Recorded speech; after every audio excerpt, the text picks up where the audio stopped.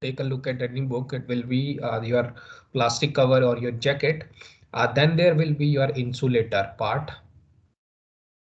Okay, so this is your insulator part. In this insulator part, okay, so I'll just take a little bit of lengthy part. Okay, so this is your plastic cover. I'll write it, don't worry. So this is your insulator. After that, there is your conductor. And after that, there is your again insulator. There are two insulator in this coaxial cable. And then there is your copper or your inner conductor or your center conductor. Okay, so this is your plastic cover or your jacket. And this is your insulator. So we always use insulator to avoid any kind of interruption or interference in the signal. And that particular thing is your outer conductor or a shield. Outer conductor or a shield. And then this is your again, that is another insulator. There are two insulators, so to avoid any kind of loss that was you have seen earlier. Okay, so then there is your copper cable. Okay, so there is a cable at the outer side. There is a plastic cover. Inside the plastic cover there is an insulator to avoid any kind of heat. If there is a heat, there will be signal loss. To avoid any kind of heat, we use insulator. So insulator is a bad conductor of heat. And then we use our outside conductor, that is your metal shield. And then we used another insulator so that if there is any heat that comes in between this copper wiring, so there is an insulator as well. Okay, so actual diagram that it contains two insulator. So it contains more insulator than the previous cables, and it contains that is sandwiched between the outer conductor or the shield is sandwiched between the insulators. Keep that in mind. Okay, so that is your coaxial cable. Okay, so coaxial cable are of two types. We have already discussed advantages and disadvantages, and now there is your fiber optic cable. Okay, so if you have studied your 10th class science, you may have read the chapter about reflection and refraction of light. Okay, so in that particular scenario, just let me open one note.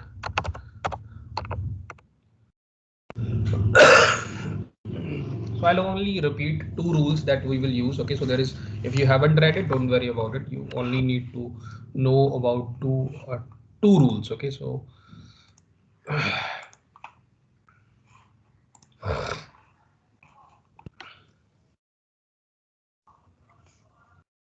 okay, so the two rules are, if suppose this is a denser medium. Okay, so I'll write it more dense and less dense. Okay, so when the light travels from a more dense medium towards a less dense medium, so this is your incident light, this is your normal, and it will move away from this particular line. Okay, so just let me write like this. Okay, again I'll just draw it so that you understand all the scenarios. So this, let me call this L. So L is your angle of incidence. I'll explain you, don't worry about it.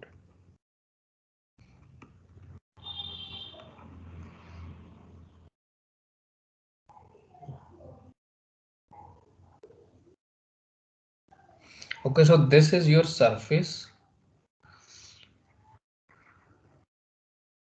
So I'll call it a surface. Okay, so this is your angle of incidence. I'll call it angle L. Okay, so when the light travels from more dense medium to less dense medium, it will move towards the surface. Okay, so if you're saying it is moving towards this surface, okay, so light is not maintaining the same angle, it is moving towards this surface. Okay, so another scenario will be that now if you're seeing here that we know that when the light is travel from more dense to less dense medium, it will be moving towards the surface. So what I'll do, I'll try to, so this is the perpendicular line. So I try to increase this angle of incidence. So now I'll try to increase this angle of incident like this one. Okay. So when now the light will again move towards the surface. So when the light, uh, when more dense to less dense, we know that that this particular light will move towards the surface. Okay, so now when we increase the angle of incident, there will be a point. You try to increase the angle of incident one by one. Okay, so if I write the intermediate steps to it also, so it will be like when I increase the angle of incident, it will be like this one, and then I again increase the angle of incident like this, and it will be like this one. Okay, so till I got till here that my when I increase the angle of incident, it will just uh, directly, what do I call it, if the angle of incident is uh, it is directly perpendicular, I'll say. No, it is directly parallel. It is directly parallel to the surface. Okay, so when this particular thing happens, when this particular scenario happens, then this particular L is called a critical angle. Okay, so this is called a critical angle when you increase the angle of incident in such a way that the refracted angle becomes a 90 degree towards the surface, then you call the angle of incident as a critical angle. Okay, so keep that in mind, what is a critical angle. So now here, if I say that if the angle of incident L is less than the critical angle. Now here the angle of incident is less than the critical angle. The ray reflects and move closer to the surface. Yeah. Now if the angle of incident is equal to the critical angle, so now the angle of incident is equal to the critical angle, the light bend along the interface. Okay, so now if the critical, now we increase the critical angle. So now I know that at a particular instant, this incident angle, when I move this incident angle to a particular point, my refracted angle will be normal along the surface. It will be parallel, or it will be coincide with the surface. Now I'll try to increase this angle. Now what will happen? This is the phenomena of total internal reflection. Okay, so now when I increase this angle a little bit, now all the light will be reflected back. Okay, so now from refraction we come towards the reflection. Now here your L is less than critical angle. Now here your L is equal to critical angle. Critical angle is when the angle of incident, when the angle of incident is set in such a way so that the reflected ray will become normal to the surface. So that now L is your critical angle. Now in that point, when your incident angle is increases of critical angle. Now, when this particular concept happens, this particular phenomena is called total internal reflection. Okay, I think you may have studied in your 10th class science, but still same phenomena we will use there. Okay, so when the angle of when the incident angle is greater than the critical angle, so critical angle is when your reflected ray is normal along the surface, then the whatever angle is forming there, it's called a critical angle. And when the critical angle is greater than when angle of incident is greater than the critical angle, all your light will be reflected back. Okay, keep in mind the phenomena is same. Here is a more dense phenomena, there is more dense, this is less dense. Okay, so more dense, less dense. When the light going from a more denser medium towards a less denser medium, the only then this phenomena happens. So that is why you see mirage when there is a lot of heat going on. If you are in summers, you may have seen some kind of a water on the road, but actually there is no water. So this particular phenomena, this total internal reflection make this particular illusion possible. Okay, So now what happens in optical fiber? So we use this total concept in optical fiber. Okay, so optical fiber is made up of three things, that is your core, cladding, and you know about the jacket. I think just let me show you the. Okay, so three parts are your jacket, cladding, and a core. Okay, so if jacket, cladding, and a core. So just wait for a second. Now what happens is that the optical fiber is arranged in such a way that this will be, suppose this is this and this is your, okay, so this is your cladding part and this is your core part, and again this is your cladding part. Okay, so now this will be your sender. Okay, so now the core part, this core part is your denser area, so the core part is more dense and the cladding part is lesser denser. Okay, so we simulated the same thing. Okay, so the sender sends the light signal in such a way that the angle of incident and the angle of incident becomes greater than the critical angle. So if this happens, your all the light will be reflected back inside the core in such a way. That is how the light transfer inside a fiber optic cable happens. Okay, so because of this total internal reflection phenomena, there is no lost signal. Everything that you are sending is received at the other end. So before these cables, before all the cables, all the signal might have lost on the way. There are many other things, like if you are using a particular cable, there will always be some kind of a lost in the inside a cable due to some heat factor that which you are sending the signals rigorously. There is some heat in the wire, due to which a lot of the signals get lost. But in this particular phenomena, there is zero loss, 0% loss. Okay, so that is why if you have a fiber optic connection, whatever the internet service provider is sending you, you are receiving all the packets. So that is why fiber optic cable or the fiber optic communication will always be lagless, will always be lossless, and you will receive a lot of speed because there is no loss on the way. Okay, so that is a different thing, that your wire is broken, but apart from it, you will not face any kind of loss on the way. There is no kind of a residual heat that causes this particular wire to lose any kind of signal. So that is why fiber optic is a little bit costlier.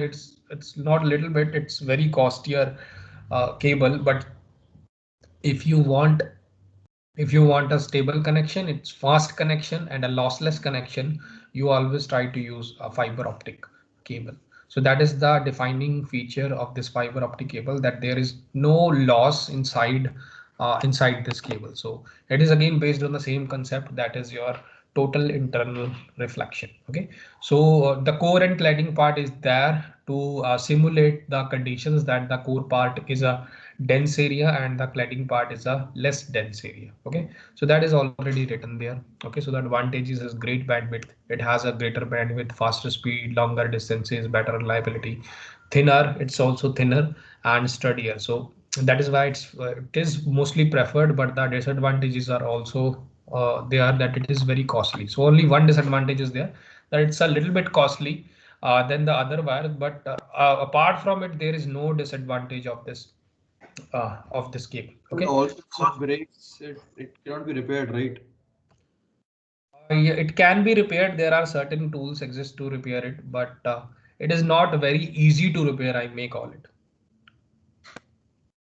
Okay, so again I have to see that a particular, because there are many devices exist. So if a fiber optic cable breaks, you may have seen a technical person will come with a device, and that device ensures that the angle of incidence is greater than, so that the signal transfer is 100%. Because if the angle of incidence is not quite right, everything will be lost. So that is why there are many devices to that are there to ensure that the angle of incidence is right. So it is very difficult to repair if it breaks, but it is possible to repair, but it is very difficult. So everybody, nobody is there to just again go there and fix it. So most of the time, it will be preferred that you just replace the whole wire. So most of the time you will see it, but it can be repaired, but it take a lot of time. Okay. So now the remaining part is your unguided transmission. So that is based on your wireless transmission. So it is just radio waves, or you can study about these. I have already discussed, I've already given it in the PPT. So it is just microwave communication, satellite communication, all of the things that you are already aware about that are already discussed there. Okay, so you can watch it, you can see it. It's nothing special there. You can easily read it to know about this. Okay, so keep in mind that all the transmission that you are seeing here, uh, these are all a part of electromagnetic spectrum. Okay, so if I write electromagnetic spectrum, so every communication is working on some part of the spectrum. Okay, so it will be something like this, that the radio wave, I'll write it. So radio wave and microwave, so they work on, I think they are on from 3 kilohertz. Yes, yes, just let me see. From 3 kilohertz to 300 gigahertz. And when you are talking about the communication of infrared, okay, so infrared is also there. For infrared, you will use 300 gigahertz to 400 terahertz. Okay, so remaining part is light wave, but it's rarely used, but still there is something called a light wave, so it's also used for communication. So light wave is 400 terahertz to 900 terahertz. Okay, so this is just the range. Okay, so if you are using a radio wave, it mostly will be in this in from 300 kilohertz to 300 gigahertz range. If you're using infrared, it will be 300 to 400. Okay, so microwave, infrared, again, which was another ray, was ultraviolet ray is also come in this spectrum, but we do not use ultraviolet ray for communication because it is harmful for humans. Okay, so we are only using those waves that can be easily manipulated and do not harm humans in a way. But studies are still going on that these radio waves can affect humans or not. So most of the studies are inconclusive. So most of the study will point to that there is no effect of radio waves and microwaves to any kind of a living organism, but still the discussion is still open that they are causing harm to somebody. So because I cannot say nothing for certain. Okay, so still the discussion is going on that this particular by using this wireless signal, it is harming human health because some people have a certain problem to this particular waves. Okay, so there was a case that originated in, I think, 1980s and 1980s and 85, that a person is allergic to the radio waves as well as the telecommunication waves. Okay, so what happens is that if the person is near to any kind of a communication device, he got rashes on all over the body, and it is not good for the health of this. So what happens is that for that person, a Faraday cage is invented.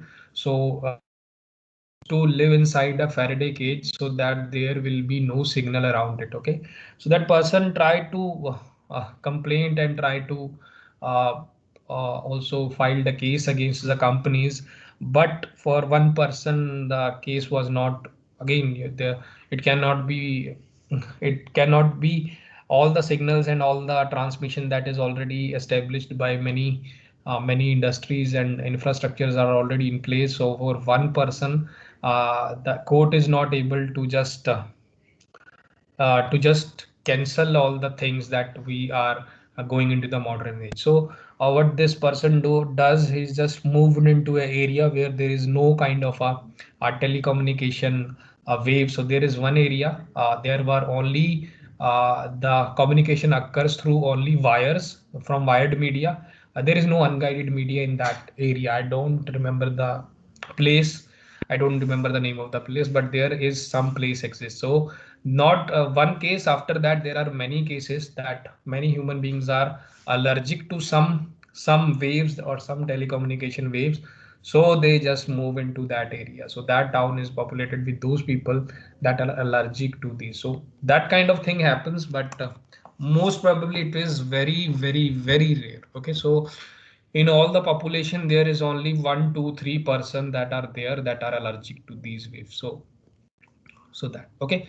So read the if you learn about if you see the PPT, all the things are already there. There is nothing new. So there are waves. You just have to study it. Okay. So it is very easy. I think you can easily get it. If you have any doubt, you can ask me about these particular waves. Okay. So it's very easy and you can easily do it.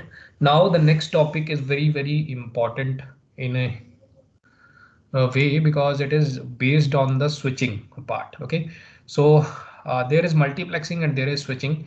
So I'll tell you what is switching because most of the time we'll try to use switching uh, when we are sending packet or when we are sending a communication from one sender to another receiver. So there will always be a switching part. Okay, so switching, I'll also talk about that when we started earlier what happens there, why the switching is there. Okay, so now if you remember in early 1800s, in early 1800s there was a company called Western Union. Okay, so Western Union. Okay, so now this you have heard about this company, about this company mostly do money transfer, but actually in 1800s and 18 early 18 and 1900s, that company is a very big company and it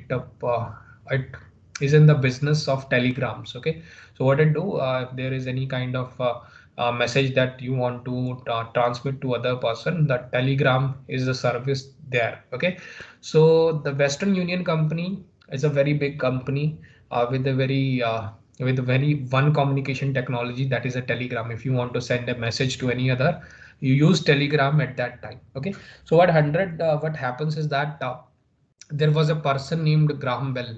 Okay, so if you have heard about him, so this Graham Bell came to this Western Union company that he shown that I have invented a device that you can communicate. That device was your telephone. Okay, so he has shown the demo to Western Union that the company people, that you go to another room and there is a telephone and there is a telephone. It is connected by a wire and it just uh, there is a communication between them. Okay, so when Graham Bell shows the demonstration of the telephone, instead of seeing that it's the next step in the evolution of communication, Western Union people just ignored it. So they say that it is not for adults. It is good for childrens, that the children that are they want to do a communications.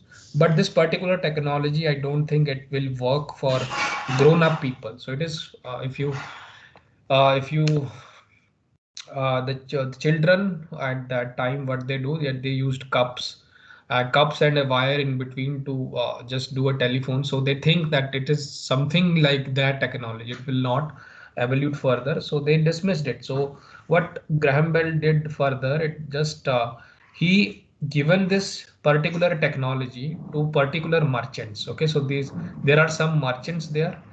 This the license of this particular technology was with Graham Bell. So he given this license to these merchants free of cost. Okay, so these merchants, what they do is just manufacture their own telephones and try to communicate with each other. Okay, so these merchants, what they do, they try to sell these telephones to various homes.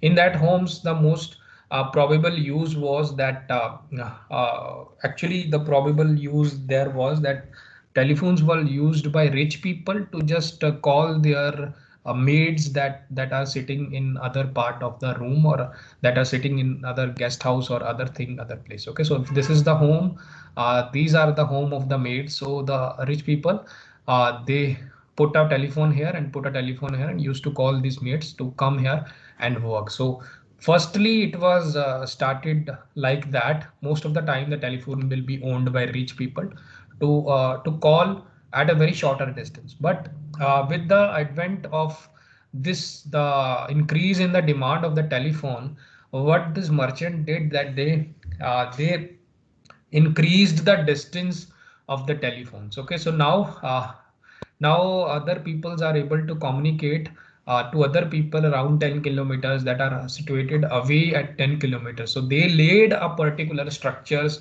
These merchant laid a particular structure across the town so that everybody is able to communicate with each other.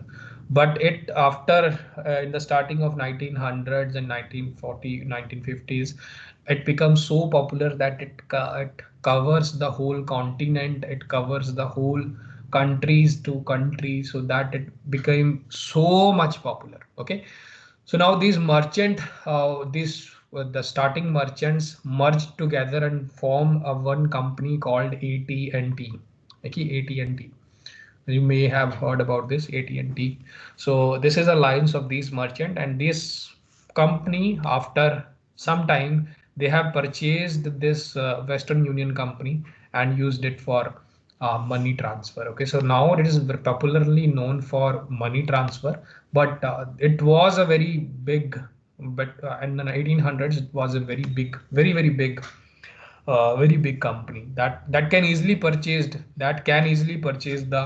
mm, the patent or the invention of telephone from Graham Bell, but it didn't.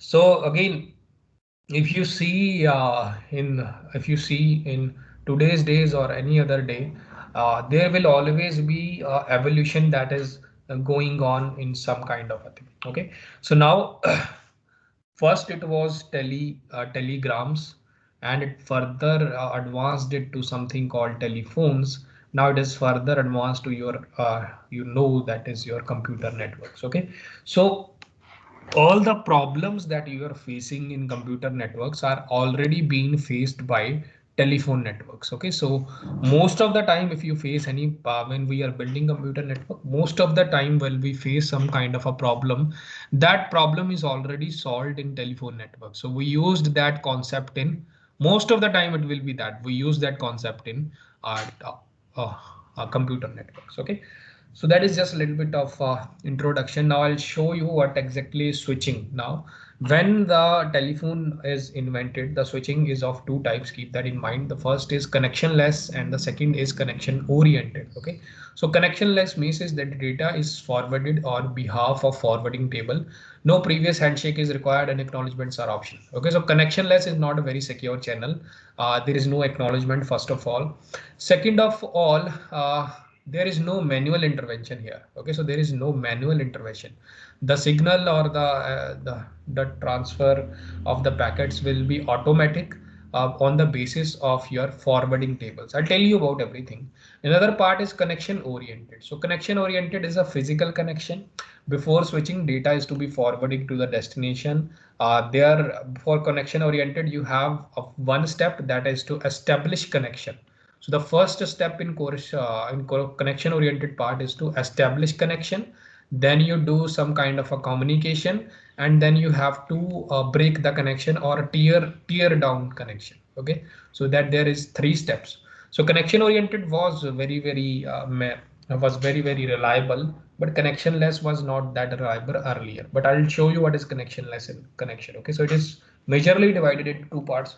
First is connectionless and the second is connection oriented. Okay, so now uh, the first switching technique is circuit switching. Okay, so circuit switching is a hardware switching. Keep that in mind, it's a hardware part. Now why I'm calling this the hardware, I'll tell you about it. So when two nodes want to communicate with each other over a it's called over a dedicated communication path. So that is very important.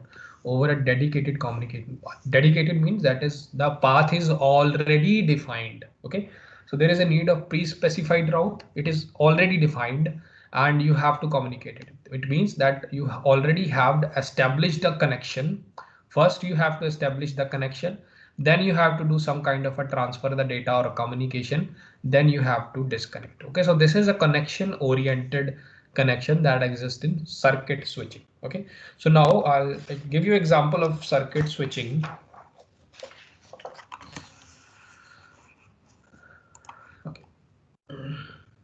Okay, now suppose I'll show you the disadvantages of it also. So suppose this is one telephone exchange, this is another telephone exchange, and this is another. Okay, so I don't think you are from the era when there was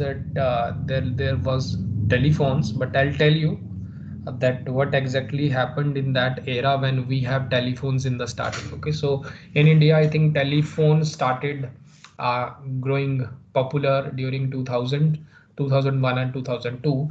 At that time, what exactly, how do we communicate with one person to another person was, so it was by using something called circuit switching. Okay, so what they do, first I have to place a call to telephone exchange. Okay, so there will be a person, so I have to tell that I want to talk to that person that is situated very far along, like 100 or 200 kilometers away from me. Okay, so I have to tell this particular operator a particular number. Okay, so this particular operator then calls to another telephone exchange, then there is a person there, and he said that there is a person that want to connect it to that person. So what this do, it will again call it to another person, and they send that to establish a connection between this A and B. Okay, so what they do, they with the they manually place a circuit so that communication between A and B can exist. So manually place a circuit. Okay, so they always manually place a circuit so that A and B can easily talk to each other. Okay, so what are the disadvantages of that? The firstly, it is a predefined path. Okay, so you already know that it is a predefined path. You have to call to A will place a call to B will place a call to C, and then you can talk. Okay, so earlier when this technology was very new, what happens is that you first have to call to a telephone exchange, then you have to tell that I want to place a call to a particular person, so they manually record your request on a register. So thus this actually happens, this actually happened before.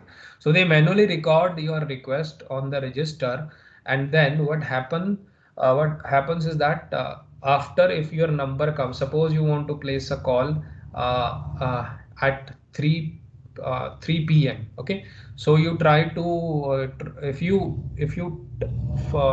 call telephone exchange at 3 p.m., there is no way that uh, they will unable to connect right away. Okay, so there is no way.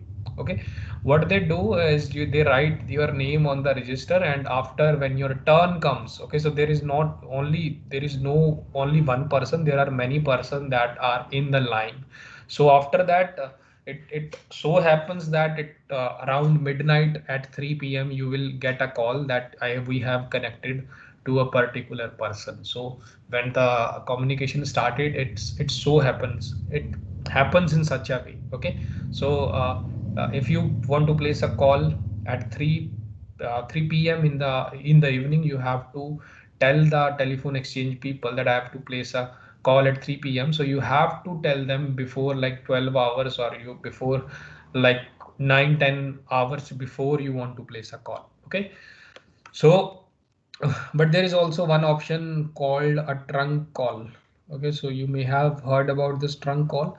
Trunk call is an emergency call like telegrams. Okay, so if you pay more money, so they can be able to connect you right away if you want a trunk call. Okay, so that actually happened when the communication started earlier days. But you may have seen that there are many disadvantages to this technique. First of all, everything is manual. Okay, so that is why it is taking so much time. Every particular person is taking a physical wire and completing the circuit from one end to another. So that is why it is taking so much time, because there is manual intervention. Second is when you are connected, every telephone exchange person can hear your call.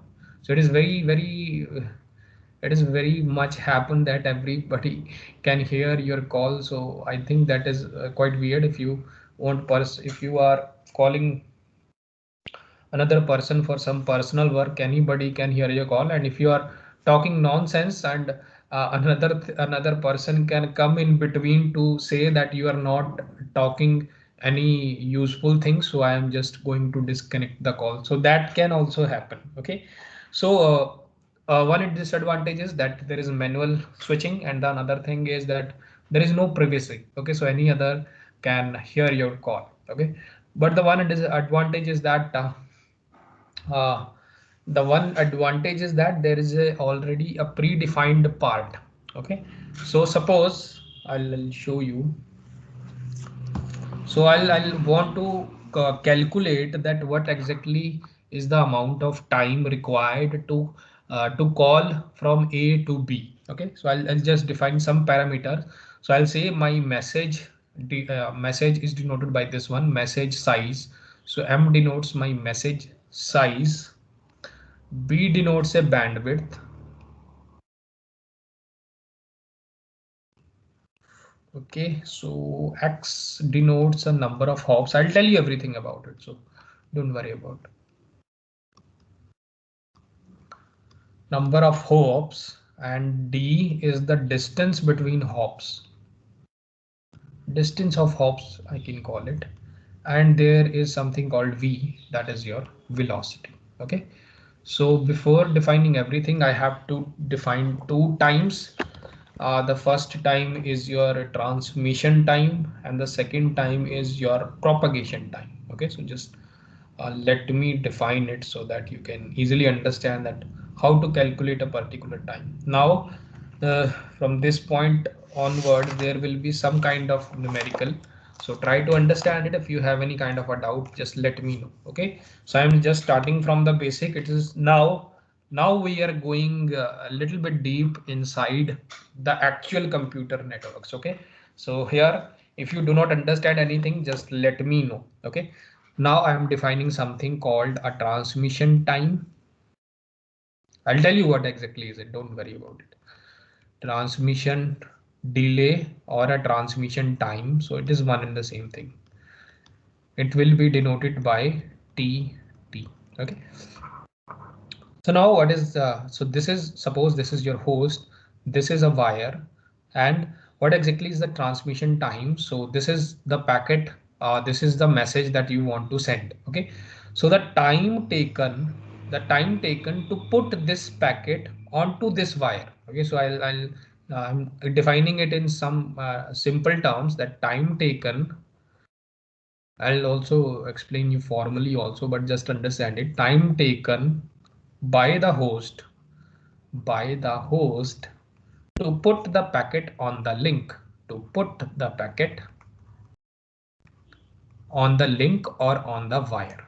Okay, so on the link. Okay, another, the formal definition will be time taken to transmit the packet, transmit the packet onto the ongoing link. Okay, so I'll just explain it. Time taken by the host to transmit. Okay, so instead of put, you can use a transmit word here. So I'm just using it put to, if you understand it, it is the formal notation is transmit. Okay, the time taken by the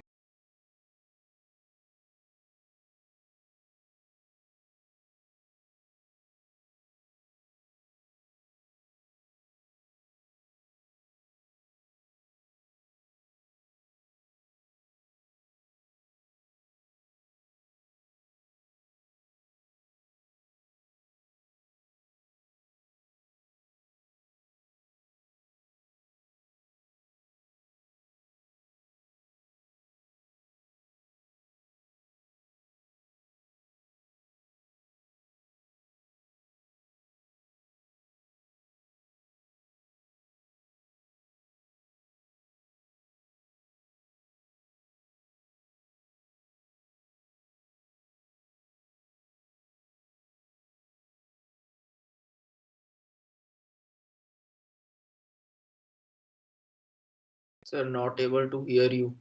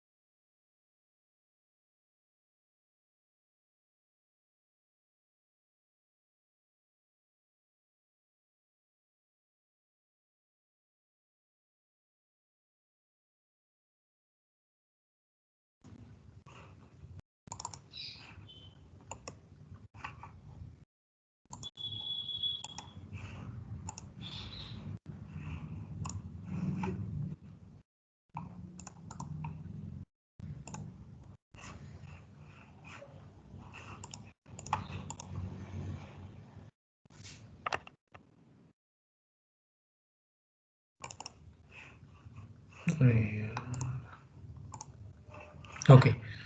Sorry for that. I think my connection is not working properly. So that's the irony of it.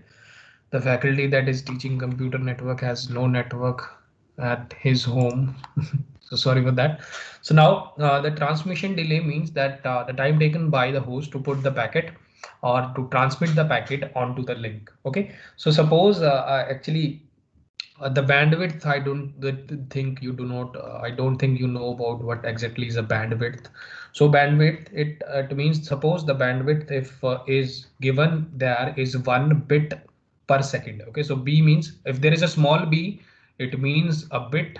If there is a big B, it means byte. Okay, so I'll try to introduce you to the various terminology of network. So try to understand this one. Okay, so 1 bps means 1 bits per second. So it actually means that uh, that I can put 1 bit per second on the link.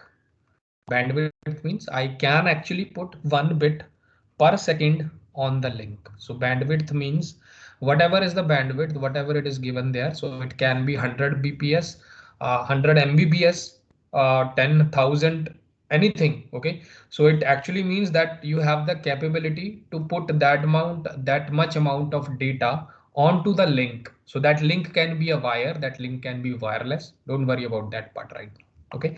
So this is your bandwidth. Okay. So now time taken by the host to put the packet onto the link, and the bandwidth is already given to you that it is 1 bits per second. So suppose your data size or the packet of the of this message. Okay. So I'll say data or packet size. Okay, so most probably it will be data size, but I'm just for you to understand, or M size, message size. Suppose it is, I'm just talking, this is of only 10 bits.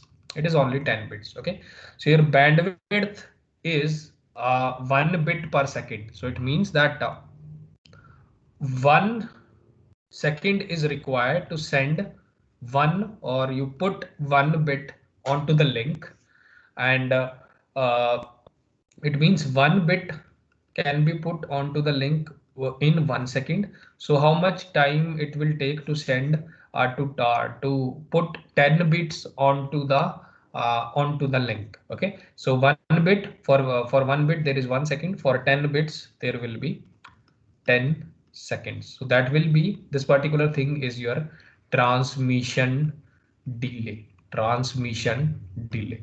So if you want to work out a formula here, so what exactly will be the formula? Okay, suppose the size of the data packet is given as L bits.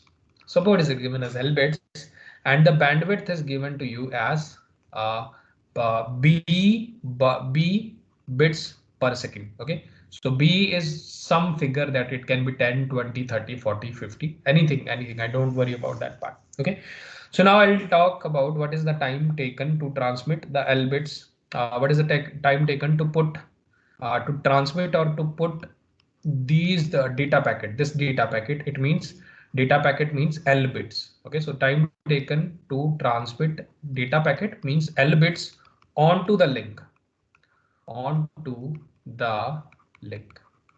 I'm asking you about that time taken.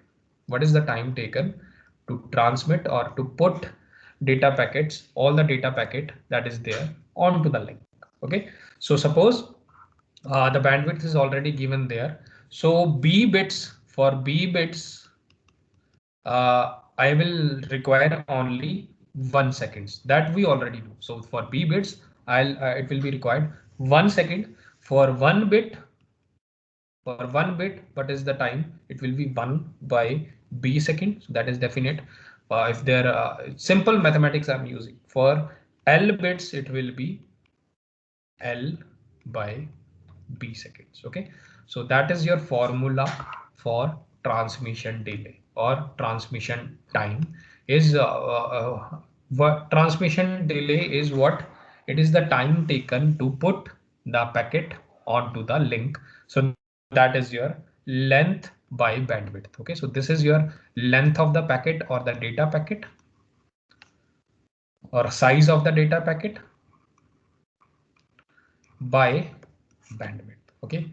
So now this is some real CN that you need to know. Okay, so what is the transmission time? I think you have understand it. If you do not understand it, let me know. I'll repeat it again. Okay, so now with this formula, you can understand that if the transmission time is inversely proportional to bandwidth and it is directly proportional to the length of the packet. It means that if the bandwidth increases, transmission time will decrease. Okay, so it means bandwidth means that if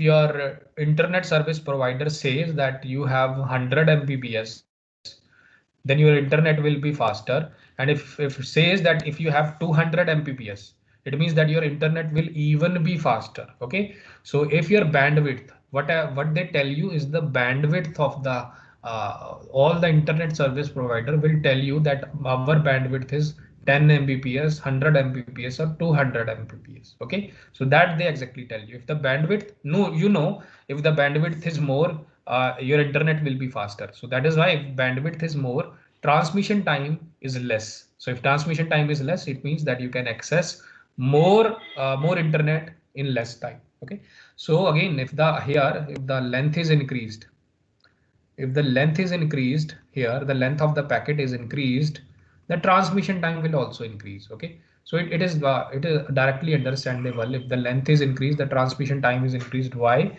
Because if the packet length has a big size, it will take more amount of time to put that packet onto the link. So it is very simple. Okay, so if the length of the packet or the size of the packet is increased, the transmission time will definitely be increased. Okay, so that is there. Okay, I think you understand this definition, what exactly is our transmission delay. Okay, so I think your time is up. I do not want to leave the next propagation delay in half, so I'll explain you in the next one. Okay, so after just going through the simple terms, I'll think you will easily understand what exactly is happening here. Uh, Try to revise this particular thing because I will use transmission delay and propagation delay most of the time. I will use many times this particular terms I will be using from now on. So that is why if you do not understand it, let me know. Okay, so I'll again repeat it. Okay, so thank you for listening, and you can move on to the next lecture. If you have any doubts,